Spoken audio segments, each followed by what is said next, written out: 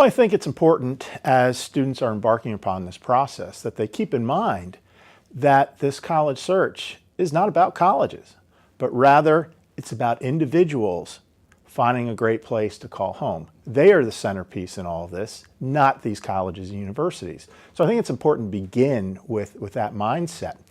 And I think it's also important that students start off by reflecting on who they are. What is it that they're looking for in this college search? Why are those things important to them? It has to begin with reflection. And it's a wonderful exercise for young men and women to really get to know themselves. And it is their college search, nobody else's. So what their friends are doing is immaterial because those are their college search, not the student's own college search. So I think it's important to keep in mind that that's the important thing. So when you talk about colleges and prestige or value, whatever, and name recognition, I think you have to ask yourself, how do you really measure value? Is it based upon a profile, an academic profile that students have created before they set foot on that campus? Or is it based upon what happens during their 4 years at that institution, the amount of growth that happens?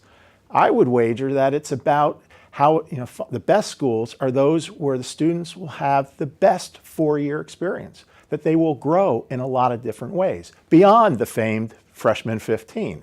So I think keeping that in mind, as students are all different, it's important that they follow their head, their heart, and their gut, and find those places where they can have the best 4-year experience. And as they are different from their friends, that's going to be different institutions.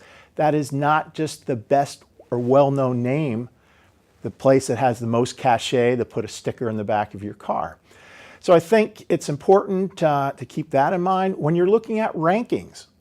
Rankings are fine. If anybody can explain to me, fully explain the methodology that is used in those rankings, then fine. I would argue that most people can't. For many years, I completed those rankings on behalf of my institution. I was asked to make comments on institutions I knew nothing about, but that went into the rankings. So when you understand what I would argue is perhaps some of the flawed methodology that's used in those rankings, then you'll realize that maybe in this goal of finding this great college fit, and we all know that college is a match to be made, not a prize to be won.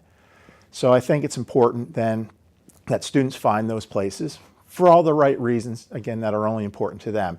And I think that doing that is far more important than worrying about the ranking of an institution, again, whose methodology I would challenge you cannot even begin to explain. The only ranking that is important is the ranking that a student makes for themselves based upon the institutions as it relates to fit. Again, using their head because it's a cerebral decision, using their heart because it's an emotional decision, and using their gut because there's intuition involved with this as well. Those will be the best college choices that a student can make and where they will have the most amount of success, where they will have a wonderful experience and will look back in their 4 years as truly a wonderfully developmental time in their lives.